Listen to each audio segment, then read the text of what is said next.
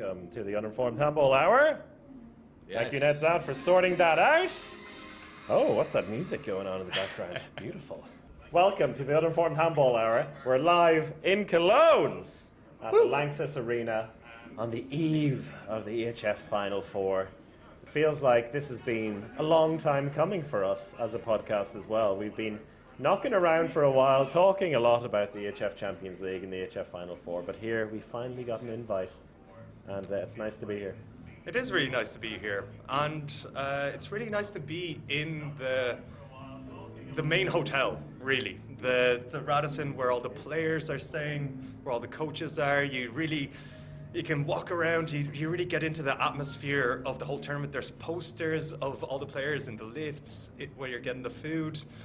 The hotel's nice, Chris, isn't it? It's a beautiful hotel, the Radisson Blu, and my personal experience working at the EHF Final4 is that I spent a lot of years in the Ibis, which is right next door, and finally have gotten the upgrade to the Radisson Blu, which is a nice thing after all these years of hard work to finally be a commentator at the EHF Final4 men, to get that upgrade to the Radisson Blu. Alex, where are you staying? So I think I got really lucky. It is my first time at Cologne, and I've got a beautiful room on the second floor of the Radisson, overlooking the lobby. It's a great place. Brian, you've where are you staying? Well, Brian, first of all, also in a hotel. Brian, you've been working at the EHF Final4 for quite a while, right? And you arguably have the toughest job of all three of us over the course of the weekend. So I'm sure that is reflected in your hotel. I went to check in the Radisson on day one, and they were like, "Sorry, sir, we can't find your name on the list. I think you're down the road." So I'm still in Ibis for some reason, but look, I'm here. I'm here. And thanks for opening the show with the hotel commentary. That's top professionalism. I wasn't expecting that either, but Alex is going. Alex promised one thing this weekend, as we do 3 podcasts in 3 days, is that this is where the real hot takes are going to be. This is where the no holds barred in terms of comments. Yeah, exactly. There's going to be a lot of nice comments, nice interviews with players, tactics, talks. You know, there's a lot of content, but I think the handball hour is for hot takes. So let's talk about the teams, maybe. Just 1 second. We have a few comments coming in here. We've Creeperhead 2018. Maybe I'll be here all night long as well, but I will lurk. Bit strange, I'll be honest. But he's going to be lurking all night, so it's good to know. Good to know you're here. Anonymous Zebra. I can't sleep anyway because of the excitement. Well, you're not in the Ibis, so I won't be sleeping either. And Grupsto and Badlova says no sound. So what's going on there, lads? Oh, we got a few Fs. Yeah, I think that's for the grade we're getting so far with no sound. Lads, you going to tell us when the sound is up again? And then we can... Are we just going to... I'm not sure if we can keep going properly, but someone say fully embracing the video part of the podcast. But of the love podcast. We're just at the dance. And we are back live after some small technical faults. A little audio drop out there, but at the start of this 54-hour live streaming, you can have little blips along the way. I'm Chris O'Reilly. Beside me is Alex Kulesh. And over on the far side is Brian Campion. And I don't think we introduced ourselves properly, but all of you know who we are anyway. We're world famous podcasters. I think we should jump into the handball pretty quickly now, because we did have some time to kill, but now that time has disappeared. So let's talk about the handball, shall we, this weekend? Yeah. So who do we have playing this weekend, Chris? That's a very good question, Alex. In semi-final 1, we have Telekom Veszprém HC from Hungary against Łomża Viva Kielce from Poland. And in semi-final 2, we have the 2 most recent champions, THW Kiel against Barca. There's Germany and Spain in there. So, boys, what is your... on the outside, when we come into tournaments like this, everyone's talking about who's the favourite, and people love to talk about it for whatever reason. But we know from past Final Four events, it doesn't really matter that much. In fact, you might be better off being the underdog. But if you had to put them in the order now from favourite to underdog, where would you put them? Maybe start with Alex. I think there's a clear underdog, which usually means that they're going to win the competition. But with Kiel losing Pekler and Sagerson, basically their two best players, it's very difficult to see them kind of maintaining the performance for 2 days, 2 games without two crucial players. So I think they're at the bottom for me. Then it gets difficult. I think in an obvious sort of way, Veszprem would sit in that third place or third favourites, because it's a bit of a surprise that they're here. Can you really say that it's a surprise that Veszprem are in Cologne, because they have an amazing squad, they have an amazing team, but they've had a bit of turnover, and therefore I think they're in that third place. Then for me, it gets very difficult between Kielce and Barcelona. From a betting point of view, Barca are quite heavy favourites, actually. Wow. Then Kielce are second favourite. So I think that's the obvious choice, but I actually have Kielce as my favourite. And I've actually put my accreditation on the Kielce jersey behind here to state that they're going to be the team that I think are going to win it. So, But to be fair, you are a big Kielce fanboy. You always have been. Is that right? Is that fair to say? well, I do have a Kielce jersey. Yeah. I do have a Kielce jersey. Biased. And I had a fantastic conversation with Berta Servas this morning. So every time I talk to Bertus, I get more and more inspired. Off the record stuff, though. Off record, completely, right? True profession. It's funny that Alex said I had a conversation. All three of us were there. we're standing there. All Alex could see was Bertus looking into his eyes. Me and Bert. Me and Bert having a chat. What about you, Chris? Who's your favourite? I mean, and who's your last? yeah, it's kind of boring to say exactly the same, so I'm going to have to come up with a new list. But I think in terms of form this season, that's exactly how I would put it. I think there is a bit of a toss-up there between Kielce and Barca, and Bert, as you call him, even said that he reckons on paper Barca are the big favourites. It does surprise me that on betting wise that Barca are the favourites. Also because, the curse of Cologne and no team ever retaining the title. But we also heard a little bit about that from one of our guests that you'll hear later in the podcast. I would say really no controversy here that it is Kielce top, Barca second, Veszprem third, Kiel fourth.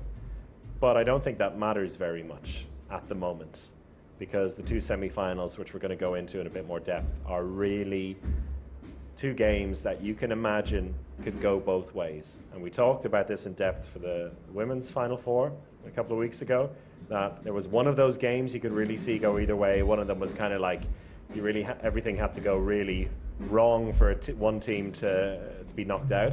Here, it's you wouldn't be surprised if every team plays a good game but could still get knocked out in the semi-final.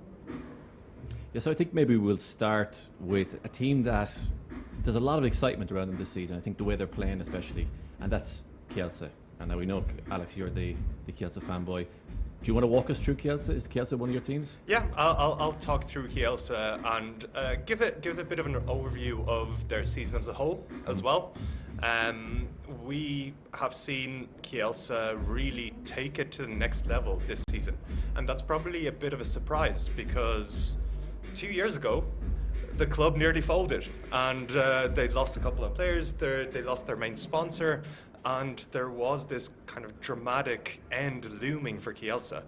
And they seem to kind of revitalise a little bit and accelerate this year at a rate that I wasn't quite expecting. And they really accelerated right from the start.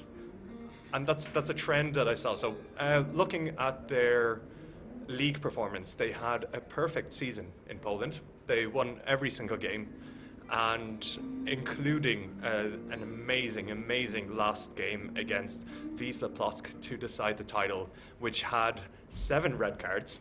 And in the end, it was Kielce coming out on top by 2 goals, even though Wisła Płock were probably the better team for a lot of that.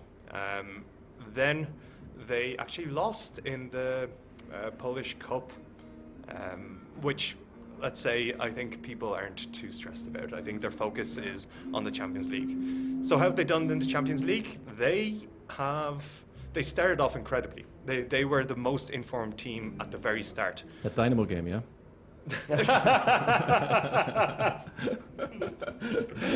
You'd be careful with your words. I should be careful. They lost their first game to Dynamo. Then disaster loomed. Since then, they really accelerated. And I think the most impressive performances in the group were their 2 wins against Barcelona. They first beat them away 32-30 at the Palau Blaugrana, an incredible performance. Then they went back to Kielce and beat them again 29-27. Really, really impressive. But the interesting part is in the second half of the group stage, they had losses against Porto, they had a loss against PSG, and they had a loss against Veszprem, who they're playing in the semi-final. So there seemed to be a bit of them losing a bit of steam in the group stage. But then they still won Group B on 20 points, level with Barcelona, but they won due to those 2 performances I just talked about. Sailed through to the quarterfinal where they won 61-50 against Montpellier, and I just really sailed into this Final Four. What's impressed me the most so far this season is just the speed that they played at. They play at the fastest pace out of the 4 teams in the Final Four. It feels like there's some music in the background that's distracting me, but... Well, Alex, get away. Focus on the handball. The groove can come later. The dancing it's coming. But the speed that they play at, they counter-attack, they break teams, and the most impressive win actually in the group stage, I mentioned those 2 Barca wins, but they smashed PSG 38-33. And that was a perfect synchronization of everything that goes right for Kielce. When the passes are crisp, when Alex Dujshebaev is taking over at the right time, when their big defenders like 2'13" Tomasz Kabala is smashing the opposition team, it turns into this symphony, which is really impressive. Beautiful words there. Can I just ask you, what is it about Kielce that actually has made them so different? Because there is the energy and all that, right? But what, on the tactical side of things, the way they approach in attack in particular, the defense seems very every single person has a distinct role in the team in defense. But what is it about the attack that is different for you? I think the attack is, it all surrounds Alex Dujshebaev for me. And I think maybe they have given him, he's always been their lead player, but I think they've given him the keys to this team, and he decides when to accelerate, when to decelerate, and he controls the play. Usually that's up to a playmaker, but Alex Dujshebaev does it from right back, and he plays a bit of playmaker as well. They have a nice balance where they have some really big shooters. So players like Kulesh, who maybe hasn't been firing Sichko at the highest level, but Sichko is actually the best long-range shooter in the competition this year. So it's pretty insane. He has an average shooting distance on his long shots of 9.3 meters. Wow. So that's average. And out of those shots from that average distance, he's scoring 61%.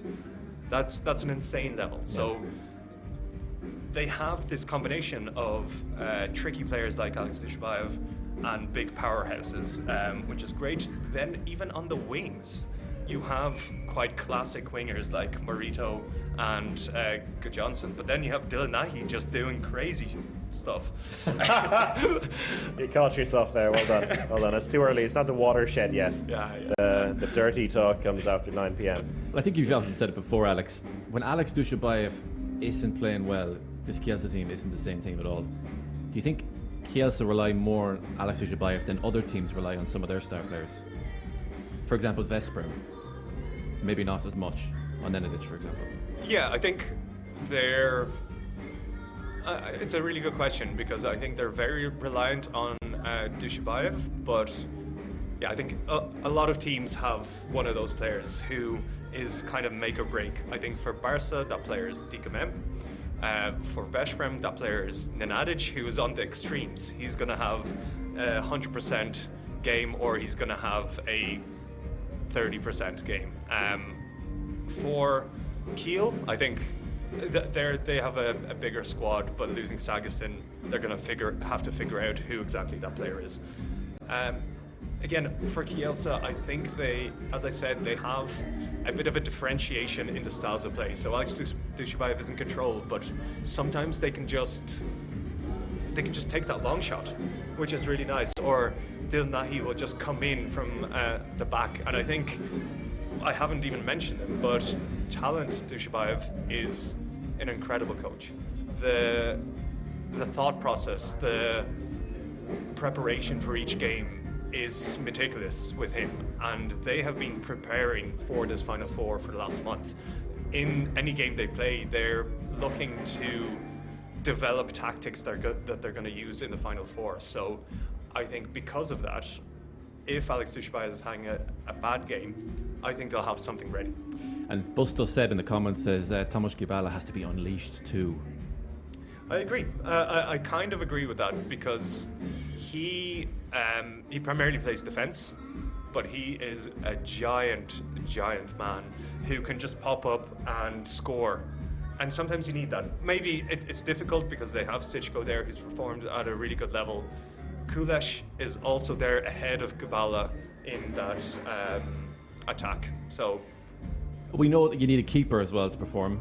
Andy Wolf, he seemed very good late on in the season. Is he the kind of guy to show up here now and actually win the tournament for them? Because you're going to need a massive performance from a keeper. And we've seen him in past events where he hasn't really shown up on the big stage, been very good at certain parts of the season. But when crunch time comes along, kind of fades.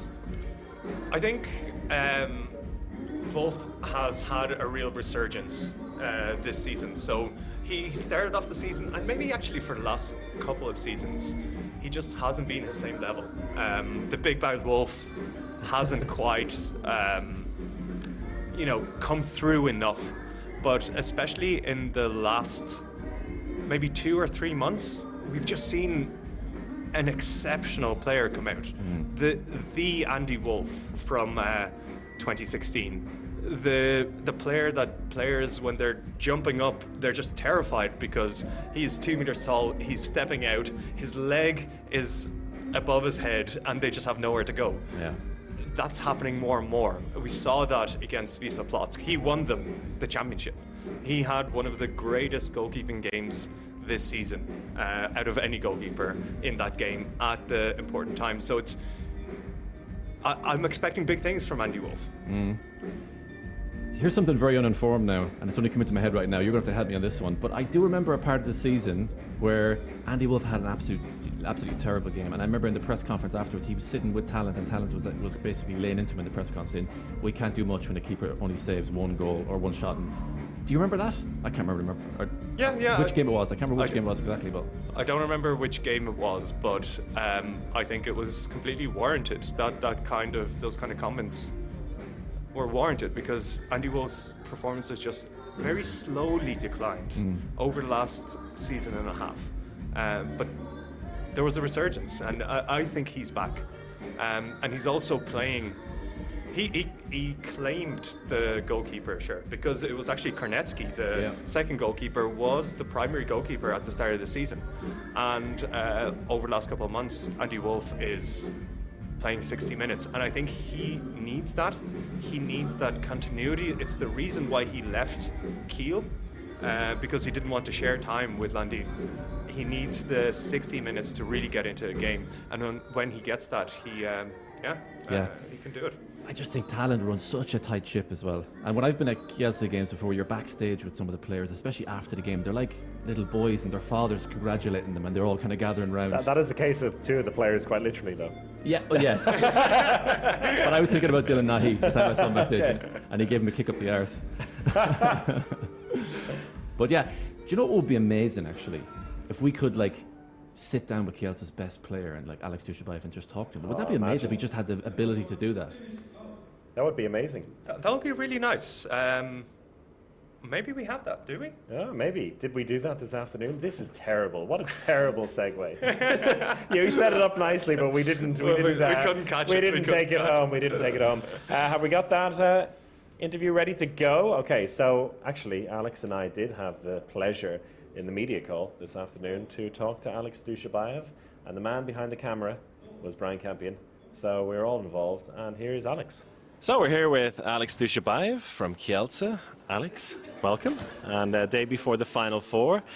First of all, I want to ask you about your shoulder, because you had a little break in January to help yourself, I guess, be ready for the second half of the season. Do you feel like a new man after that in comparison to the last few seasons? Yeah, for sure. Maybe not exactly like a new man, but really I feel much better. I'm so happy about this because sometimes it's difficult when you have not a long break and you cannot recover good yourself and you play not injured, but you cannot do your 100%, you cannot give your max. It's a little bit a bad feeling about yourself, about you are complaining about your team and everything, but now I feel very good. I'm so happy to be here and try to do my best. But it seems like it's not only you that's full of new energy, but actually Kielce this season seemed like you just have this extra energy, a lot of passion in the games, a lot of speed. Is there any changes that have happened that have led to that? Yeah, I'm very agree. I agree because I think really this season we proved so far ourselves that we are confident to be here between the best and to fight for everything and that we can beat everyone. But we will see now in Final Four because we know it's always difficult. I think the only reason is that. We trust more in ourselves, we do our best. Of course, the supporters are very important for us, and I think that gives us a little bit extra, but I'm pretty sure that we still are not in our max, and that this weekend we can give a little bit more. With the semi-final between Kielce and Veszprém, there's always the talk of the recent games here in Cologne over the last few years. It's almost like the game everyone is hoping to see for the semi-final or the final because of what happened in the last few years. Of course, 2019 was a bad result in the semi-final, but people almost forget about that when they think of Kielce and Veszprém, and it's all about what happened in 2016. You weren't there at the time with the team, but I'm sure you were watching Daddy coach the team to that miraculous victory. I guess that's something that still maybe comes up every now and again, like in the team. And first of all, where were you when you were watching that game? No, of course, I saw the game. I was in Skopje at this moment. I think I was like everyone, like every spectator there, that we are just thinking about when this final will finish because it was done. But after it was a moment that I don't know what happened. It was just one goal, another. You think like, well, it's so far, but maybe who knows? And after it was growing this feeling, and it was really amazing. I think I don't know if it's still in the mind of Veszprém players or the fans. For sure, yes, but.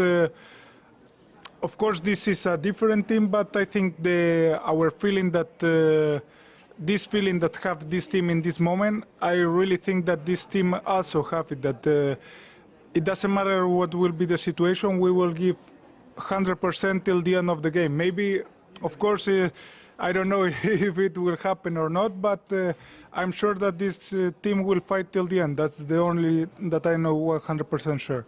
Yeah, ideally, you don't want to be in a situation like that to get out in the first place. We will see. We will see. And I don't think there's many players left in the Kielce team from that 2016 victory. But of course, you're a Champions League champion yourself with Vardar previously. So is that something that you kind of try to carry over to the team? You know, try to inspire them how to win as a champion yourself? Really, it's not like inspire. It's I try to to make him be confident about themselves, because I think really, of course, I think we are very young team, but also that gives us a thing that maybe other teams are not that ready, but they are young guys that are very hungry, that want a lot to be here to prove themselves that they are ready to be here between the best, and they can prove them that they are at this moment right now the best. And that I think is very important for a team, that they want to win a lot. Maybe of course something it can be focus and control the emotion. It have to be difficult, but I'm sure that this hungry team will do everything to win. Now, you played this Veszprém team already twice this season, and two really interesting games. You won at home, they won at home. Of course, at the Final Four, and a game like this is completely different, right? There's not, I guess, not so much when it comes to actual results that can be taken over. But what from the preparation for this game did you take from those two matches earlier this season? Yeah, no, I'm agreed. I think this time is completely different, but it's also true that I think the level is pretty the same. I think it's always very equal, very tough matches, because I think Veszprém is one of the best teams. So we also, and I think that's why always no one have long victories. I think always is short results. It's difficult to take some big advantage in the game, because we are very equal. But that's because I think it will depend. Just this game will be just done at the end of the game, because I think till the last minute we doesn't know who's gonna win, because always games between us is very close. Yeah, absolutely. Yeah, and I think close games are pretty good for you, right? you like a close game. I suppose we've seen you come out as one of the best clutch performers in handball. You know, when it comes down to the last seconds, the last minutes, you want the ball. You usually score the goal. So what goes through your mind in those moments at the very end of a game when it's very close? Really, just to score and to defend the action, just to win. But no, it's true that I feel really the confidence of my teammates, of the coaches. I think that's important for me to take the responsibility in these moments. But I don't need to prove that I can do it. I just want to win the game at the end, and that's the most important. I think, of course, I will take the responsibility if the action comes to me.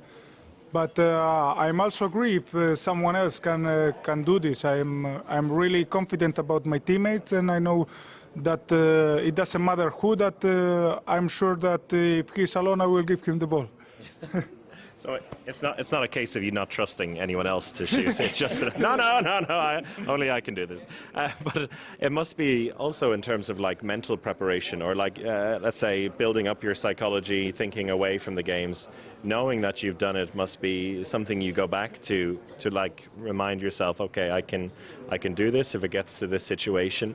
If you think back to these like game winners over the years, or these final minutes where you keep taking responsibility, is there one game that has come almost like a favorite for you there, or one that always jumps into your mind? No, really. I try to don't think about this. I think I just try to focus in the game, and almost, of course, when these moments come, I just think now we have to do this. We have to score. We have to now it's our chance, so we have to make goal or to defend this action. But really, before mentally, I doesn't try to prepare myself like what can be. I just try to focus and what I can do during the game, and nothing else. Probably a healthier way to think about it. Yeah, for sure. Because I think if I will think too much about this, it will be bad. That's fair.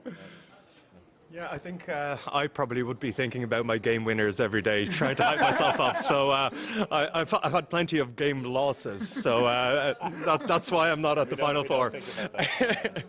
But you said that it's not all about goals for you. You also like the assists, and I want to ask you a question. First, do you know what a quint double is? What? You probably won't know. So this is. Wait, well, first of all, you know what a double-double is in Yeah, basketball, double-double right? in basketball, for So sure. we've come up with, we tried to come up with a handball version of this called a quint double. So in this Okay, case, it's 2 5s. So 5 goals, 5 assists. We're thinking maybe, we're trying to think if that was an equivalent or maybe it should be 6 and 6. But either way, you're very good at it. I mean, you have great stats for both goals and assists, particularly in the big games, right? Yeah, so the 2 games that you played against Besham this season, you got a quint double in both. So you got 6 and 5 and 7 and 7. So are we going to expect another one?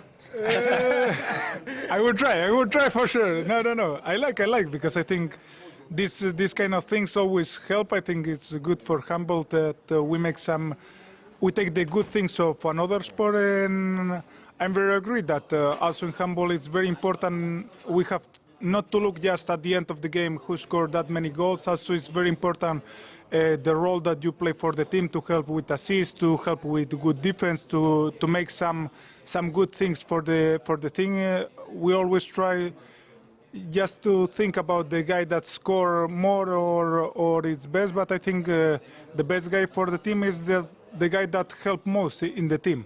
And that's all. It's not just about these goals or almost the assists. I think it's the complete of the game. Well, we have other journalists hovering around here, ready to get you, because we are in the media call at the moment, so we've taken plenty of your time. Thank you so much. Enjoy the weekend as much as you can, and we look forward to seeing you in action tomorrow. Thank you, Alex. Thank you very much. I will try. I will try to enjoy it. I will say So there you have it, Alex Dujshebaev from Kielce. And it's all about the team, but at the same time, Alex, he loved your little idea there. He loved the quint-double. He loved the quint-double, and we are really forcing it, but we're going to make it a thing. I think it is important. I think he's an absolute star. Actually, Dujshebaev has 67 goals this season and 50 assists, so he's, he likes to keep it pretty level in the goals and assists, and I'm expecting a bit of both over this weekend, and maybe a few more assists because now we've put it into his head. Hipster Janice is asking there in the chat, how do I enter the giveaway, Alex? How do I do that? I think you write enter with an exclamation point at the start. That seems to be what everyone else is doing, so Hipster Janice. Get on it. Chance to win a match ball, which is nice, and hopefully we can reveal. I think it's over soon, so if you're listening this back, well, you just have to go onto Twitch at any point over the next 2 days. But if you're watching live, you still have time. Thank you. Ah, there he is. And we will announce the winner of that shortly. There's a few minutes left. How many, Nedzed? 4 minutes left 4 minutes. to enter. What were we talking about? Couldn't be Handball, easier. right? Couldn't be easier. Oh, so Kielce are done and dusted now. I think we've covered them. And who are they playing? They're playing against Telekom Veszprém. These boys here. HC for Handball Club, I believe. And Telekom Veszprém, they've had, well, the season they've had, I think, can be summed up almost in the first game they played, the first big game of the season at home against PSG, where basically it looked like, it's good old Veszprém again. You know, the start of the season, new coach, this is not going to go very well. And then they came flying back towards the end of the game and won it out of nowhere. And they've had a season much like that for the most part. It's been very up and down. They haven't been unbeatable, but that's not what the season was about for them. It was all about bringing in a new coach, Momir Ilic, and seeing where they could go with it. You know, they didn't look at their team as being, full of stars. They'd lost a couple of players. They didn't bring in too many players really of note, and they just tried to build towards the future. And it looked again in around February time, so just after the turn of the year and Euro 2022, that it was going to be a bit of a tricky second half of the season for them. The first game at home against Porto, they drew that one, and then a week later losing to Barca, which you can do, but there was 2 games in a row at the beginning of the year where they didn't manage to pick up a victory. But then they went on this streak. They bounced back to beat Kielce the next week, and then PSG in the final game of the of the round. The loss against Barca kind of basically put their chances of a top 2 finish to bed. They ended up finishing just behind in 3rd place, but that was actually, I think, a really good thing for them. They went into the knockout rounds, the playoff round first of all against Vardar, and wrapped that up in the first leg, and looked super confident in that. And they went into the quarter-final then against Aalborg, I think in many people's, including my own eyes, as a little bit of an underdog. Of course, Aalborg came into it with a few players short, but Veszprem really, well, they quite literally turned up the heat. I was there for that. We were both there for that. Oh, yeah, we were both there for that. And quite literally turned up the heat, turned off the AC, had one of the most raucous crowds I'd ever heard in my life in handball, and they tore Aalborg apart. They basically won the game in that first leg, which, remember, we spoke to Yahia Omar just beforehand, and he was looking forward to playing that first leg at home. He reckoned that was the chance for them to really, make their mark and make sure they had the job done in the first game, and that's what they did. And just after the game, he said to us, "This is how I grew up playing handball in this kind of heat." So this suited me perfectly. So that was a nice. Yeah, we wanted to put some pressure on those Scandi boys, and then we spoke to Andy Nielsen. Then he was like, "That was way too hot. that was way too hot." So 36 degrees on Saturday is going to suit Veszprem. That'll suit them, yeah.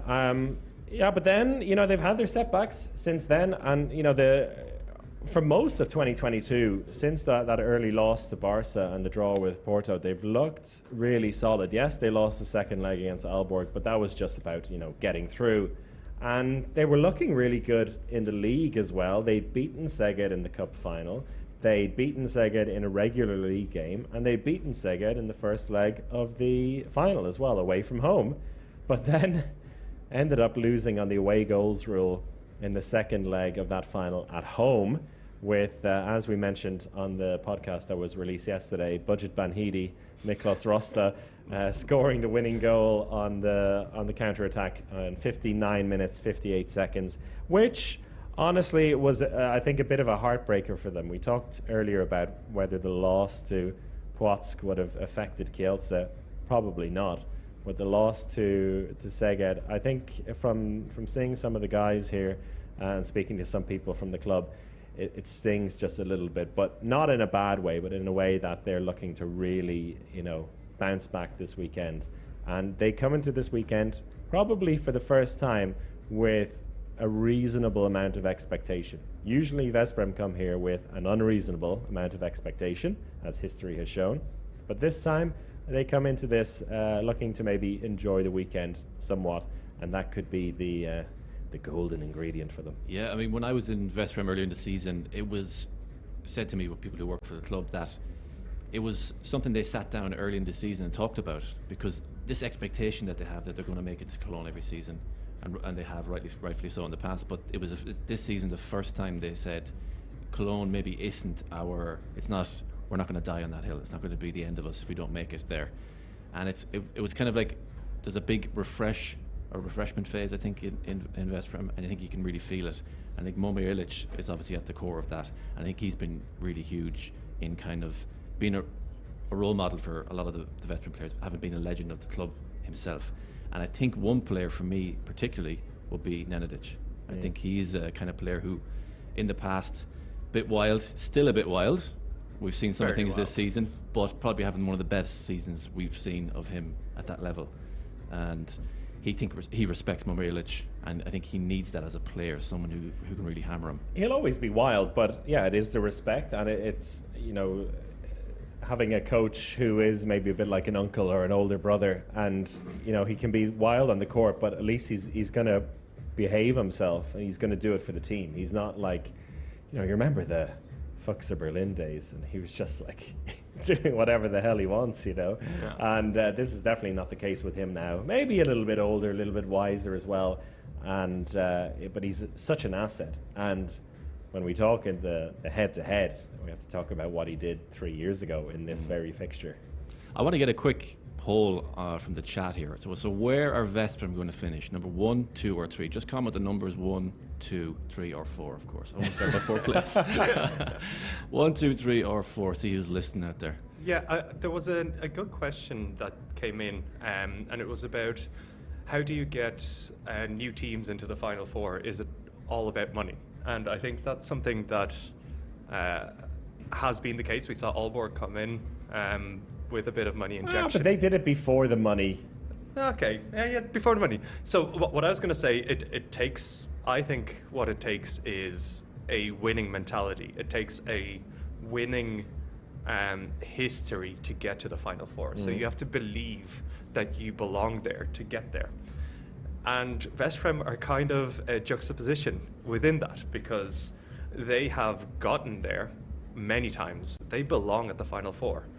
They have been in the Final Four 7 times, and they've lost every single time.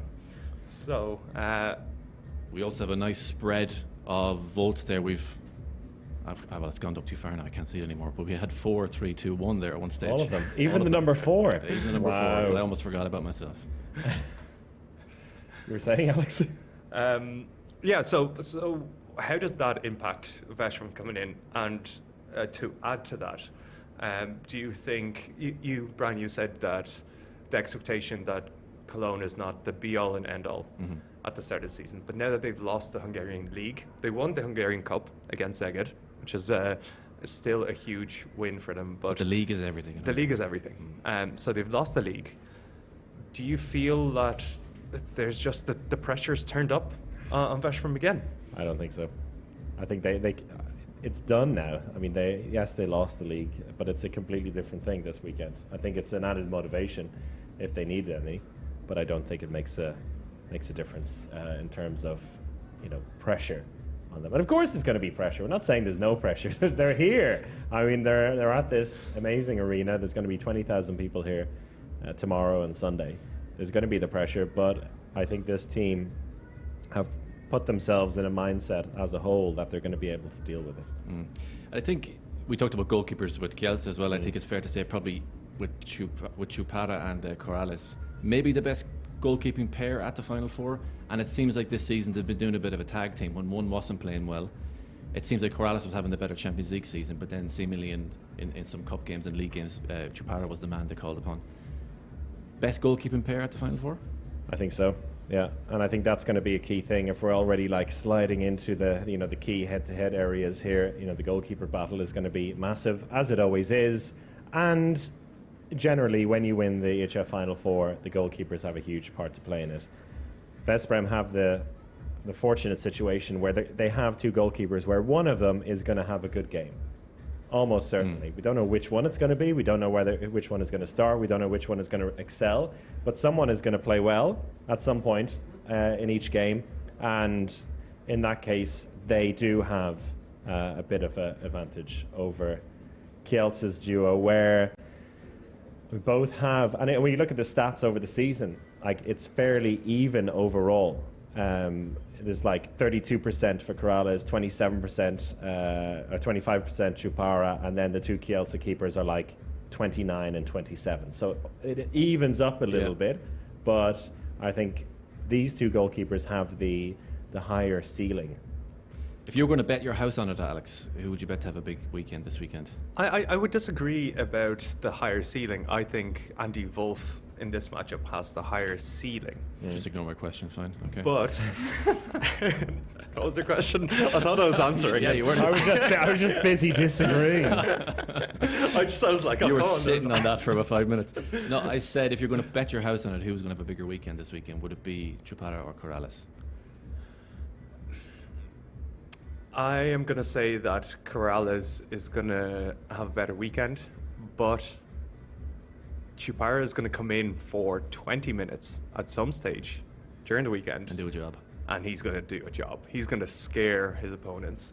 Again, Chupara is one of those huge dudes that just closes up space for shooters and actually terrifies shooters. I think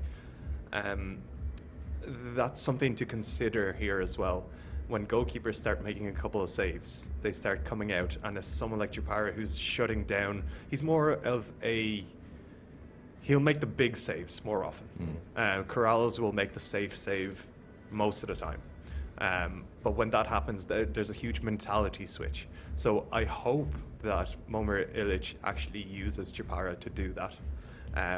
But there's also a chance that Chapara comes in and goes like 0 saves from 8 shots and sits down for the rest of the weekend. Yeah. But I'm betting on Chapara. He's been in great form. Do you know one thing I'm really kind of sick of hearing, actually, is people talking about this other rematch from 2016. And they played in 2019 already at the Final Four. And they had that revenge already. So I think we maybe should drop that narrative a little bit. I'm not really sure the players are still thinking about that, are they? Oh, yeah. Well, Andy Nielsen definitely is. It's like haunting his dreams every day. But they had the revenge already. Yeah, but it's different, isn't it? A semi-final. And I think This is at semi-final. this point, yeah. Screw the semi-finals. Let's get to the final. I think the big thing to take away from 2016 is not that result itself, but the kind of the aura of this team can never win. Do you think it's Final until they Four. win it Then, and beat Kielce then en it's route? gone. Yeah. It is. It's their own little Cologne curse. I think it's probably fair to say, like, as well, people just love that memory, like you said with Alex Dujshebaev in the interview there. People just, that game was just, it's one of the most iconic. So where were you when you saw that? Exactly. Thing? Yeah. Where were you? I was doing the live blog on Eurohandball.com, where much like Tom, when he was commentating at the time, said something along the lines of, "Well, that's the end of that game." Where were you, Alex? I think I was just watching it at home on my own. I wish I had a lovely Twitch stream to interact with during that time, but I didn't. True pro. Where were you, Brian? Can't remember at all. I think I was at home watching it as well, yeah. Lonely with no Twitch. Thank goodness for Twitch. Yeah. I think related to the goalkeeper area, I think it's worth mentioning as well the two defensive teams, because you talked about Kielce being a bunch of beasts in the centre block, but Vesprem also may not be as large. Blagotinšek is massive, but they do have our fan favourite, Adrian Shithouse Šipoš, in there. You need to explain that a bit. I do, because we have an awards show at the end of every major international championship, and I feel like it's too early to be cursing here, but shithousing is a common sporting term. Anyone on the production team angry with me? No? Oh, good. All right. So shithousing is, it's... Well, Alex, explain shithousing for us. Go on. Shithousing it's a special type of breaking the rules. So you're constantly breaking the rules, but you're just over the line or on the line. So you might hit someone and get that elbow up a little bit higher, but you don't quite get the red card for it. You just get the 2 minutes. It's a special skill to really mess with the other team, to throw them off and time wasting hurt some people. Time wasting is a good example of it Time as wasting well. is a But shit. in this case with Adrian Šipoš, it's Getting away with it. how he gets away with his brutality. And he... I think that's a good comment there from Group's throw, that Dylan Flopping. Nahi is the latest shithouser. You got it exactly right. He flops. He flops a lot, especially that little move where he, on a fast break, he wraps around the arm around a defender and then gets a 2 minutes. The old 1-2, as you call The it. old 1-2, that's it. And yeah, so Adrian Šipoš has been he's set the standard, I think, in modern handball for that. But he, alongside Blagotinšek, are an interesting pair of defenders. But they have a lot of players who can play defense as well. They have a lot of players who come in there. And my point is that in that area, it's going to be really interesting, because you look at the players that are playing, like the style of the opposition key attackers.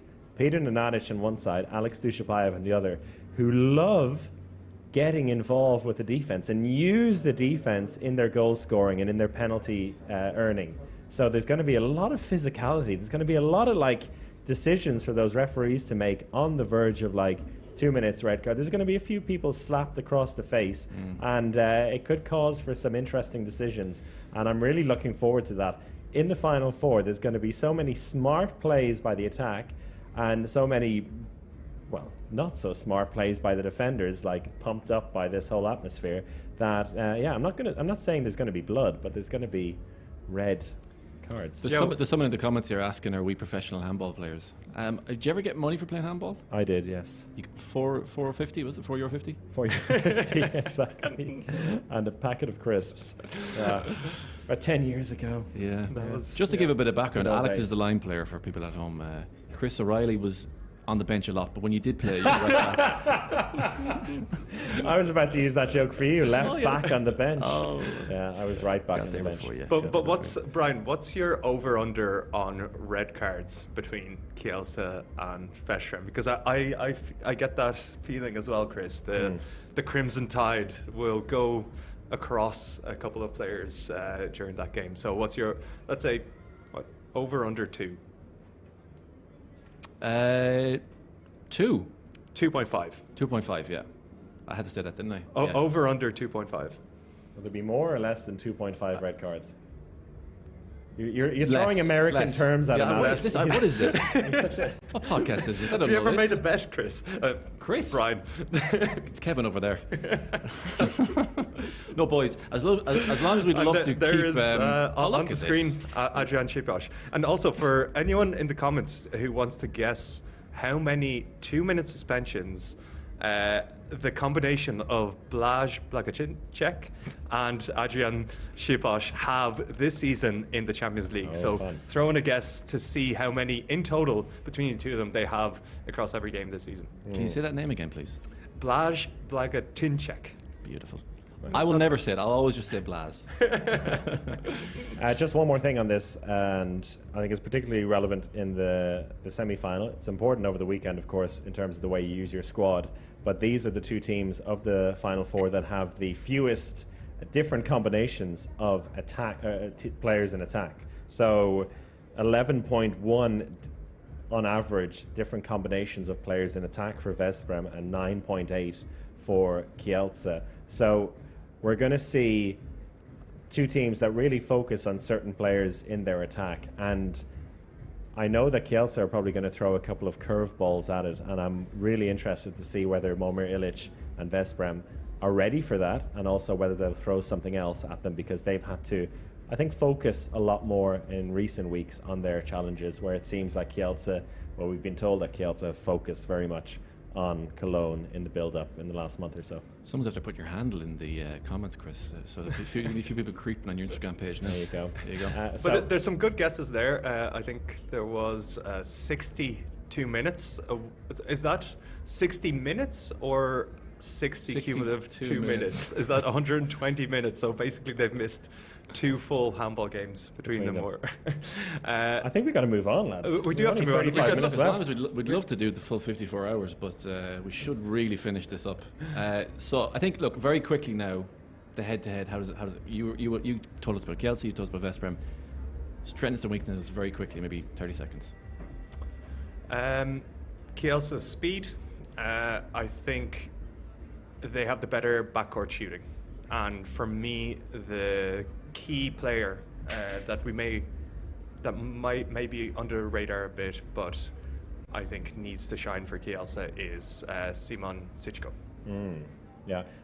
For Veszprem, I think the key thing is they don't rely on any one player in the diamond in the center, in the defense, or in goal. So they will be able to find people who can fill in and perform at the given level, particularly in the backcourt three. I think that's really important for them, and I think that will make the difference for them as well, because I can easily imagine Rasmus Lauge being the match winner, Peter Nananic being the match winner, Yahia Omar, who we haven't even talked about except for him being in the interview, a potential match winner as well. So there's a lot of players in there that can get the job done for them, and they don't rely on one person to do it. Alex, you're going for Kielce, I presume? I have Kielce, yeah. Chris? I'm going for Veszprem then. I'm going for Veszprem as well. Oh, Something a bit different, yeah. No. I don't know. I like this Veszprem team, and there's just something. They have a bit of special sauce. This I year, like think. both teams. I'd be happy like for both whoever. teams. I'd be I like- happy look, for either of these teams to like win the it. two. I like handball. I love handball. I love being in Cologne. It's getting hot in here. We need to move on. But there was some comments earlier on about the All-Star team. So we're going to watch a very quick video about the All-Star team, and then we're going to give maybe our very quick opinions on the All-Star team, because some people were saying Landin shouldn't have been in it. Oh. So, Well, let's find out if he was. Didn't know about that. To the video. So that was the All-Star team, and for those of you listening on the podcast who don't have the video, I'll go through it really quickly. And it was the coach, Talent Dujshebaev from Kielce, left wing Hampus Vanna from Flensburg, left back Peter Nenadic from Veszprem, centre back Konton Mahey, who we didn't even talk about, from Veszprem, right back Dika Mem from Barca, right wing Alex Gomez from Barca, line player Kamil Shipshak from Paris Saint-Germain, defender Hendrik Pekeler with Kiel, who's not playing this weekend, unfortunately, goalkeeper Nicolas Landin from Kiel, and young player Tobias Grundal from Elverum. Congratulations in particular to him. I see he's in Ibiza at the moment, enjoying himself with the Elverum boys, so a nice little, maybe the pints will be on him tonight. But I think the All-Star team was a little bit strange this year because it really felt like a very equal season for a lot of teams, and it felt like there was a limited amount of players just completely standing out. We talked about the big players of the Final Four teams, but they're all right backs. So I think that was the toughest position to pick, and well done to Dika Mem. And speaking of Dika Mem, maybe we'll also speak about Barcelona. Yes. And maybe we'll even speak to Dika Mem. Maybe. Who knows? Who knows? We may be able to speak to him in person. So I think for a lot of people, Barcelona, reigning champions, they're here every single year. They've changed their style of handball to a certain extent with the new coach coming in, Ortega. Alex, where do you see them at the moment in terms of form? It's been a really interesting journey for Barcelona this season. Having to switch up from a coach like Xavi Pascual, who's been with them for just eternity. He is synonymous with the club. I thought it was a daunting challenge for Carlos Ortega to take. And at the start of the season, it really felt like there was a bit of struggle.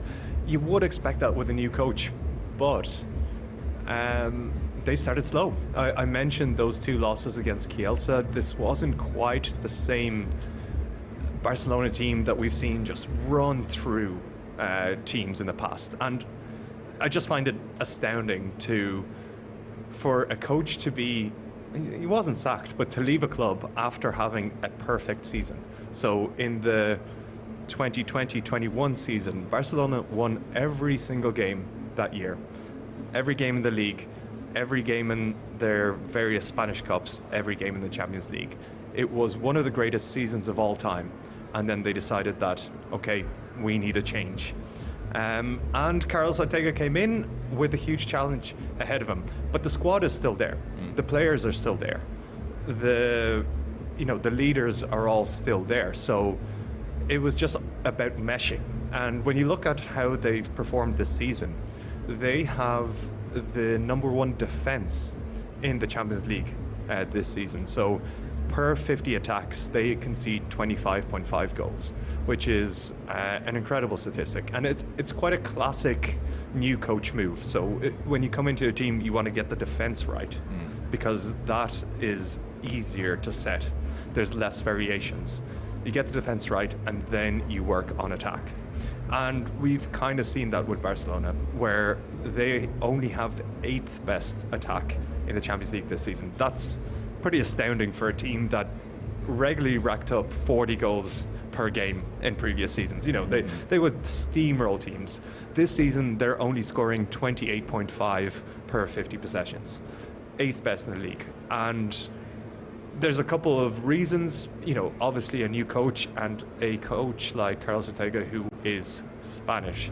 And Spanish coaches are detailed and have a lot of variations and have big changes. That's going to take time. I think we've seen that, but slowly, Barcelona have accelerated through the season, and it's been nice to see. I still don't think they're in 5th gear. I think they're leveling at about 3rd gear. So it'll be a really interesting challenge for them to see if they have another gear to go up in this Cologne Final Four. And we sat down earlier with the Barcelona big shot, Dika Mem. So should we get straight into it? Let's listen to it, shall we? Let's listen to it. Let's watch it, even. Thanks for joining us, Dika. I suppose a good way to start it is to say congratulations on the new contract. And what made you commit to Barcelona for the long future? Thank you. I decided to stay with Barcelona because I think we have a really good team for the future.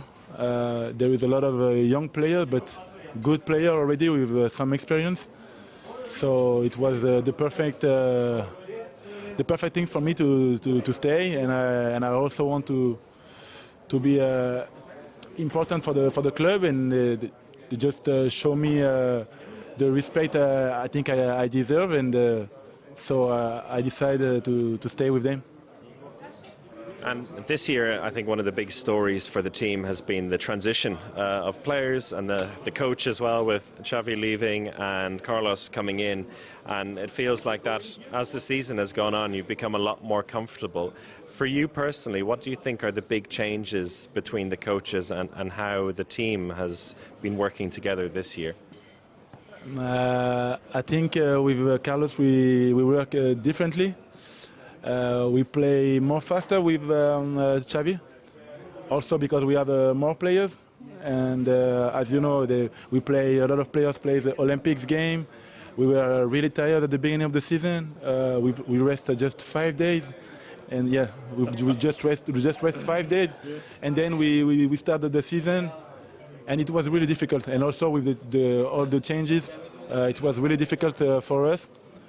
But I think at the end, after the European Championship, we changed our mind, and the confidence with the coach was better.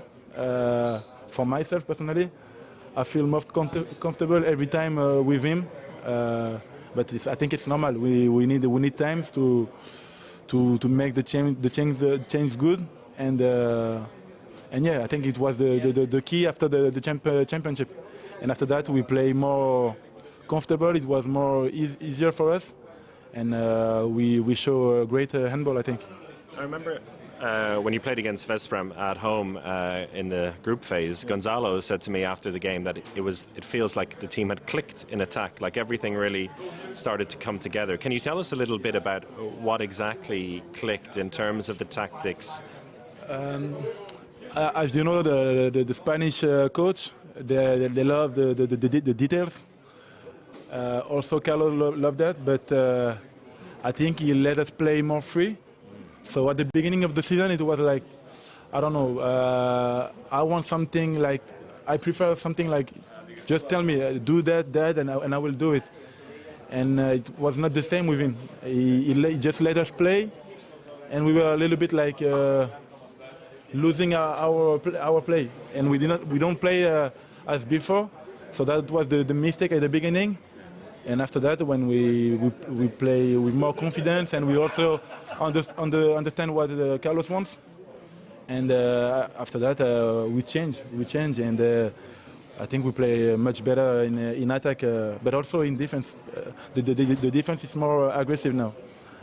Before with Xavi was more, you have to stay on the pass, and it was good also. But Carlos wants to play more aggressive, and I think that was also a big difference for us. Interesting. And you said you're playing faster now, and Before faster. Right? before faster, but still in transition. That's where you like to play. That's where you bring the speed, and I think you're probably one of the best transition, second wave, counter-attack players in the game today. Can you tell us a little bit of how you approach that? What goes through your mind as you're running up the court? I think with the work, I really like to play also fast, and I know that I don't know when the defense is not ready.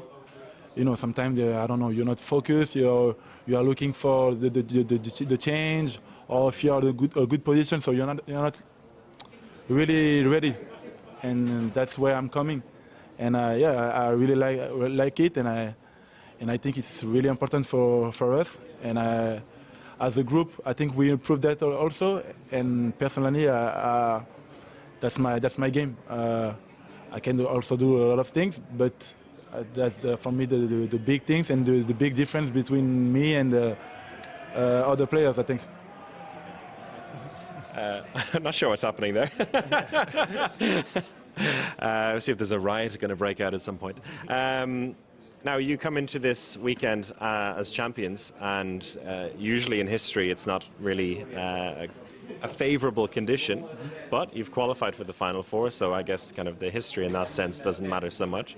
But playing for a club like Barca, where every season you are expected really to do something big, having won the title last year, does it give you a bit of a different feeling as a team coming here this season?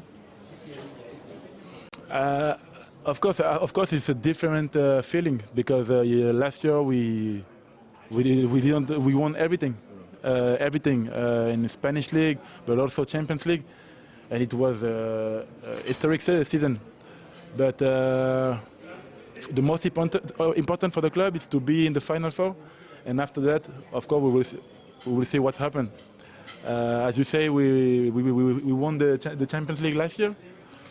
And we know that it never happened to win back-to-back Champions League. But I can tell you something that not a lot of people expect us here in Cologne at the beginning of the season. And here we are. And I'm really confident about ourselves and try to win this Champions League back-to-back. The first thing is to win tomorrow, because if you don't win tomorrow, you cannot be champion. So the focus is on tomorrow. But we are really confident about this, and it will be really nice for us, for everything happen this season. It will be really nice to win the Champions League. You said you had a perfect season last year, and you did. But technically there was one loss during that year. It wasn't last season, but there was one loss in the winter, and that was also against Kiel. So do you kind of, coming into this semi-final, is there a bit of a revenge feeling for you against Kiel? Personally, yes, because I was there, and this lose hurt me a lot because it was my first final, and I think we didn't play our handball on this game. So for myself, yeah, but as a group, I don't think so, because it was not the same group, it was not the same coach, and of course we saw not a lot of things, but some things about this game. But it was 1 year ago. Everything changed. They changed also, not the players, but the style of how they play. And we changed the coach, so it's different. But yeah, personally, it will be also a revenge, and yeah, I will try to do everything to win this game tomorrow. Thank you so much for taking a bit of extra time as well. I know it's after the 30 minutes. Dika Mem, thank you very much, and good luck this weekend. Thank you. Good luck. Bye. So there you have it, Dika Mem. What a lovely, lovely man. How lucky were you with those two guests the day before the Final Four, huh? I think we... Oh, Potentially the two best players in the competition left. Yeah. I can imagine so. But Ripe for the bronze medal match on Sunday. we were talking a lot in the interview about the good sides of Barcelona. I think it's maybe hard to pin down where their weaknesses are, but I think, Alex, you might have a few ideas. You love being negative sometimes. I think I love finding something wrong with the team. Few hot and takes. most of the time, it's extremely difficult with Barcelona. It's almost impossible. But this time around, I think they have a couple of weaknesses. One of them is the goalkeeper, which is a huge shock because they have Gonzalo Perez de Vargas, who has been the best goalkeeper in the competition so far. But that's all they have. Maciel has not been at the standard required for them, and they'll be getting Emil Nielsen probably next year, and that will change things. But right now, if Perez de Vargas isn't having a top game, then Barcelona really struggle. At the start of the season, it was de Vargas that was actually, he was incredible and he was driving them. Second half of the season, his standard dropped a little bit. Barca struggled. So I think that's a clear weakness. I also think that they don't really. Their left back is a weakness for me. Their left back and playmaking partnership. Obviously, Sindrich was injured for a lot of the season. Him coming back and taking over is really big. But when you mention someone like N'Guessan, Langaro, Makuch, fantastic players, all of them. They're really good players. Here we go. But are they, are they the best players for best team in the world? I don't think so. Makuch maybe not yet anyway, but he not could yet. be. Exactly. Yeah. I think Makuch has incredible potential and will be up there. But Langaro, N'Guessan, random rocket. N'Guessan, random rocket. Great stat as well, though, from Julian Rux about and Hannibal Lytics that N'Guessan has the second highest usage rate in the players left in the competition. You've lost me. So this is when you're on the court. You lost me at handball player. So when you're on the court, so this isn't cumulative, this is just per minute on the court. Yeah. How many of the team's possessions do you use? So N'Guessan uses 25.6% of Barca's possessions when he's on the court, which means he shoots, he finishes an attack. Okay. Every fourth shot when he's on the court. Of course, he's not taking the most shots and taking the most goals because he doesn't play 60 minutes. But when he's on the court, he's just there for a random rocket. Yeah. So when we were growing up in Ireland, you called him a glory hunter. Gloria, absolutely, absolutely. Yeah. Brian, can you guess who is the number one You usage? can definitely guess this. Yeah, this is Dika Mem, no? no. Out of any player left in Nenadic. Nenadic is number one at 28%, and he go. plays 60 minutes. So that's a true glory hunter. He uses up all the celebrations sometimes as well, running back. But Ves CK in the comments says, TFV fans, THW THW. fans, you have no chance without Pekler and Sagosen. That's maybe a good segue. Chris, is that true? Can I just say before this, it's getting to a point now as we edge towards the start of the opening party, and so many people flooding in here, which is great. Except my two viewpoints are, when looking at you, is one place where people keep going over to look at what's going on, and then looking at you, Alex, where there's someone here who keeps looking over at me. So it's quite distracting, but I like it. It's good. It's really fun. I'm sure the novelty will wear off, but at the moment, I really like it. And the question was, do THW Kiel have no chance? Yes, handball. Of course they have a chance, Brian. This is the EHF Final4. They are the outsiders, which means they're probably going to win this weekend. But it is a huge shame. In terms of being a neutral yeah. handball fan, you want Sagosen there, you want Pekler there. And then especially with Bjarte Myrhol coming in, seeing him playing with Sagosen again would have been poetry. Yeah. And that's such an unfortunate turn of events. It is sad. Pekler, first of all, that was a terrible injury for him. A guy who, when they won the Final Four, Christmas in Cologne, he was the MVP of that weekend. He was phenomenal. Who decided that MVP, Brian? What? I think didn't you pick that MVP for the Final Four in at predicted. Christmas? Predicted? Oh, predicted, yeah. I didn't pick it. I wasn't in charge of picking it. That's not in my You predicted, wheelhouse. yeah. Predicted. You said picked, but I was out. Sorry. I'm not that high up in the EHF. Picked out that he would be the. Yes. Yeah. I'm right sometimes. And then Sagosen, who was brilliant in the second half of the season. And that very much talks about, Kiel's second half of the season, where they've been putting away these really important, really tight games. The German Cup final, quarter-final of the Champions League against PSG, which was kind of the opposite of what happened to them at the start of the season. I think I'm going to go quickly through here, like Kiel's journey of the season, because in the first half of that year, it was Montpellier, Aalborg, Szeged. They're three biggest rivals in the group. He lost to all of them, and lost to all of them in match of the week as well. These huge occasions for the home side in every case. Montpellier were like down in the dumps, missing 6 or 7 players, beat Kiel. Aalborg at home, bit down in the dumps, beat Kiel. Szeged opened the new arena, beat Kiel. So Kiel seemed to have no appetite in the first half of the season for these big occasions. But that really, and they were losing games in the Bundesliga, ended up finishing second there to Magdeburg, who ran away with it.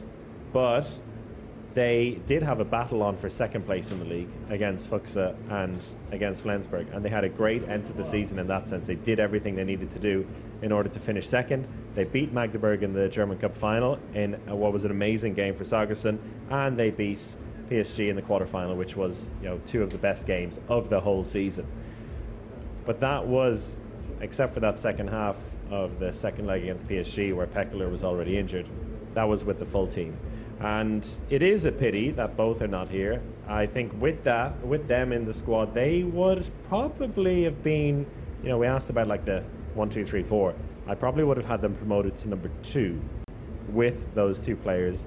Now they are the rank outsiders in that sense, but it's really close, and they do have a great history over Barca in this arena. A perfect history, in fact, 2 out of 2.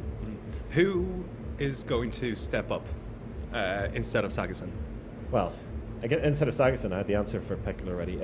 Instead of Sagerson, well, I think Domagoj Duvniak has to be that man. All right, Duvniak he'll play a little bit of left back, a little bit of centre back, I think, this weekend, and he's made for these occasions as well. We have to hope that he's, you know, fully fit and ready to go. But he, you know, you can imagine him having one of these amazing final weekends like he did in Euro 2020, where he basically single-handedly beat Norway in the semi-final, playing an amazing game of defense and attack. Nikola Bilic might get to play for the first time in 15 years, it feels. It feels like he's really been left out. He was really left out in the cold a little bit. Edzard here, who's one of his pals, and actually Clements, the other producer, was a teammate of his as well. So I'm not preaching to the choir here. But Bilic was kind of left out in the cold this season, but this is I see at the end of the Bundesliga season he's gotten a few chances now, and he's been scoring some goals. So he's going to have to contribute as well. I think it's going to be a real, it's going to be a bit of a mishmash in the backcourt for them. You'll see Rankin playing in right back. You'll see Weinhold playing right and centre back. I think they'll do that a few times, playing with two lefties in the backcourt. So I don't think it's a case. Besides Duvniak could be the man on both days. Besides that, they're just going to need really good, solid performances, like Vipers had in the women's Final Four a couple of weeks ago, from everyone in the backcourt. What's your gut feeling, Alex? Do you think, is it fair to put them in 4th position as favourites, or do you think we're maybe overestimating Sagerson's absence? I think it's fair enough. Any team who loses, I would say their 2 best players. Okay, Niklas Landin is probably their best player, really, but 2 of their absolutely top players, any team is going to struggle. But I believe in the Nikola Bilic fairy tale. I believe in it. He has played Nejada's wait a second, I was building up no, Nikola Chris, here. we all heard it, it's all on tape. Hey. Nikola Bilic, it's set up for it. Yeah. He had a dramatic injury. He was ready to become the next star of world handball, and like star at the highest level in the European Championship, where he just raised it to another level. Oh yeah, the 2020. Yeah. 2021 in Austria, where he like absolutely raised it. Then he had an unfortunate injury. It brought him down.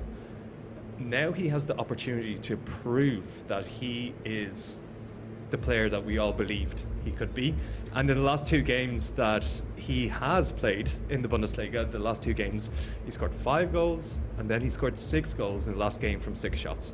So he has the power, he has the goals. Does he have the belief? I have the belief. God, I hope you're right. really- I'm going to cut this out, clip this out so hard if you're right about this. I mean, in that sense, you know, it could be the best thing for him in terms of, you know, his mentality as well. Because we saw when he plays for Austria, even in the last championship, he knew he had to be the guy. And so in that sense, he stepped up and he played well, and he scores the goals. For Kiel, he'd always just, if he was ever on, just needs to look over his shoulder and see Sagerson there. It's just like, well, what the fuck am I doing here, you know? But now they need him. They really need him, and that could be really good for him mentally, saying, right, Nikola, there is no one else. It's you. And that's it.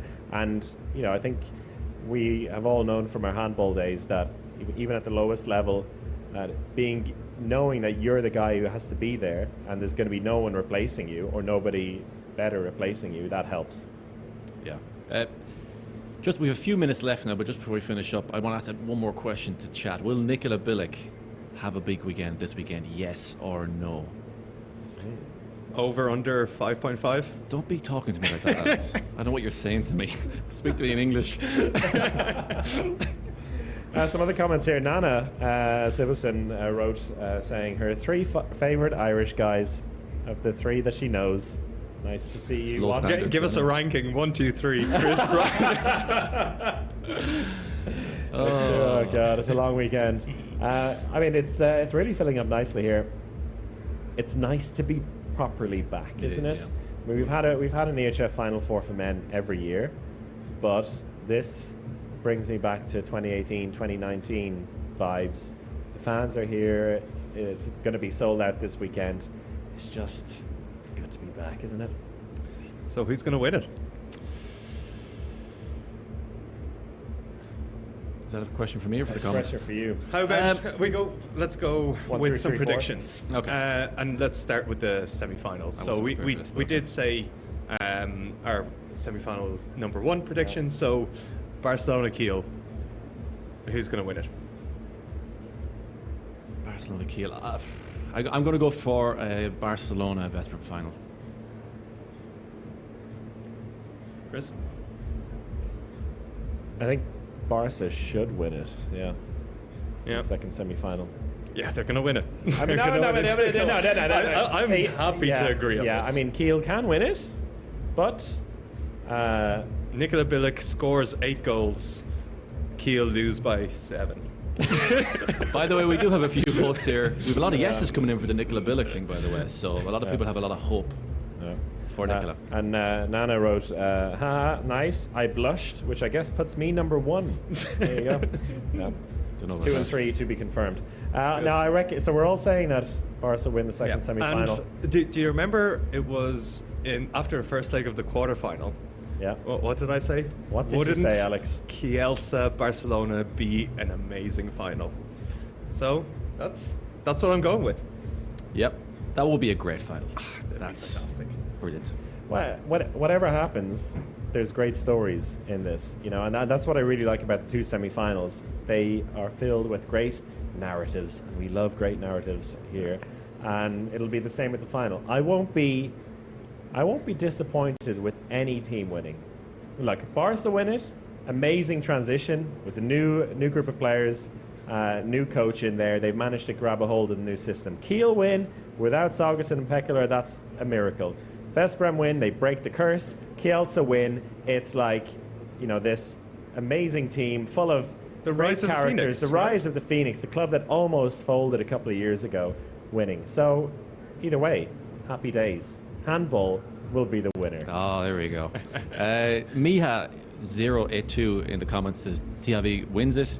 21 saves from Landine, 9 goals from Dula. Oh, that's a good one. Who's going to be most valuable goalkeeper, top scorer, MVP?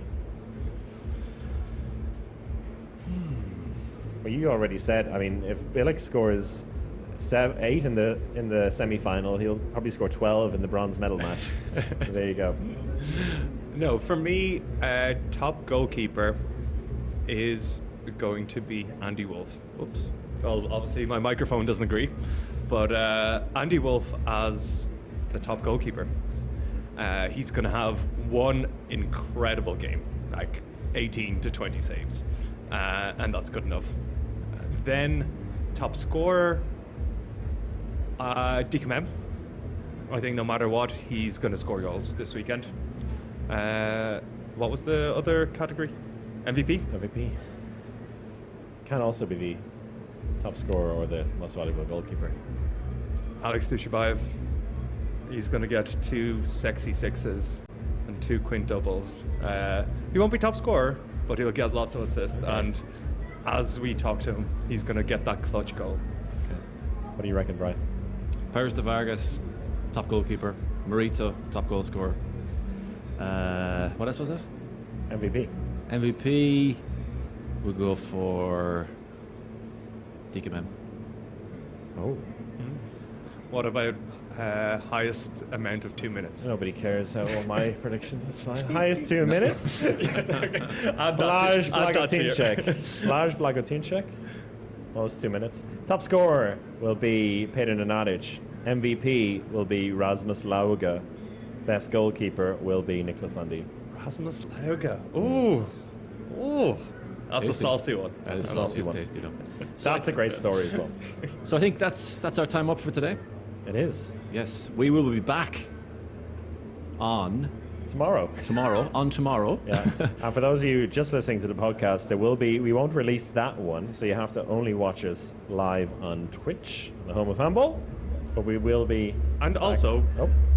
everyone who's actually watching on Twitch and hears this insane bass in the Whoa. background, we are the Uninformed Handball Hour.